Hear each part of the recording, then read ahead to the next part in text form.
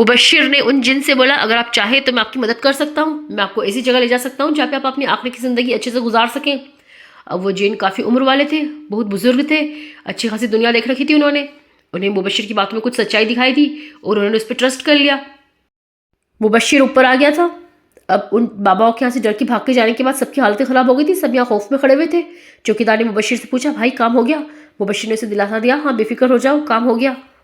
چوکیدار نے بولا یہ ہوئی نا بات۔ اب چوکیدار کہہ رہا سیکرٹری سے دیکھا سر میں نے آپ سے بولا تھا نا یہ لڑکا کر دے گا یہ کام۔ مبشر لے کے جا رہا ہے ان جن کو اپنے ساتھ، یہ کوئی شرارتی جن نہیں ہے، یہ ایک بزرگ پریشان جن ہے۔ مبشر کے باپ دادا بھی یہی کام کرتے تھے، کئی بار کئی بڑے شرارتی جن ان چھوٹے جنوں کو پریشان کرتے تھے، انہیں تکلیفیں دیتے تھے تو یہ لوگ ان سے مدد مانگتے تھے۔ مبشر کے باپ دادا ان کی مدد کرتے تھے، انہیں بچاتے تھے ان بڑے اور شرارتی جنوں سے۔ اچھا خاصا سفر کر کے مبشر ان جن کو شہر کی آبادی سے بہت دور لے آیا ہے۔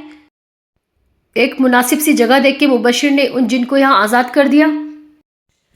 مبشر کہہ رہا ہے اللہ کی مدد سے اور اللہ کے رحم سے میں نے اپنا وعدہ پورا کر دیا، اب آپ یہاں اچھے سے رہیے اور اپنی باقی کی زندگی اللہ کا شکر ادا کرتے ہوئے گزاریے۔ مبشر نکل گیا اپنے دادا با کے گھر کی طرف۔ جب تک کہ آسیہ کا ٹریٹمنٹ نہیں ہو جاتا وہ اپنے دادا با کے گھر ہی رہے گا۔ ویسے تو مبشر رات بھر کا جگا ہوا ہے پر آسیہ سے ملنے کی خوشی میں اسے کوئی تھکان فیل نہیں ہو رہی۔ آسیہ کے والد منور اب وہ بھی یہاں رکے ہوئے ہیں، انہوں نے اللہ رخا سے کہہ دیا تھا آپ میری بیٹی کا علاج کر دیں، میں اپنی بیٹی کو اپنے ساتھ ہی لے کے جاؤں گا۔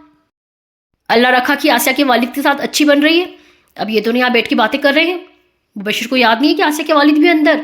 اب وہ آسیہ کا سمجھ کے سیدھے اندر آ گیا۔ وہ آسیہ کے لیے جنگل سے فلاور لے کے آیا تھا۔ ادھر اللہ رکھا آسیہ کے والد سے مبشر کی تعریفیں کر رہے تھے کہ میرا پوتا بہت سمجھدار اور شریف بچہ ہے۔ مبشر کہہ رہا آسیہ کہاں ہو تم؟ دیکھو میں آ گیا، تم نے بولا تھا نا جلدی آنا، دیکھو تمہارے لیے میں۔ اب جیسے مبشر نے سامنے دیکھا، سامنے آسیہ کے والد۔ اب آسیہ کے والد کو دیکھ کے مبشر کی حالت خراب ہو گئی۔ اب اسے سمجھ میں نہیں آ رہا اس سچویشن میں کیا بولے۔ اللہ رکھا سمجھ گئے اپنے پوتے کی حالت۔ اب وہ کہنے لاؤ بھائی یہ پھول ہمیں دو، یہ گلدستہ تم ہمارے لیے لائے ہو نا،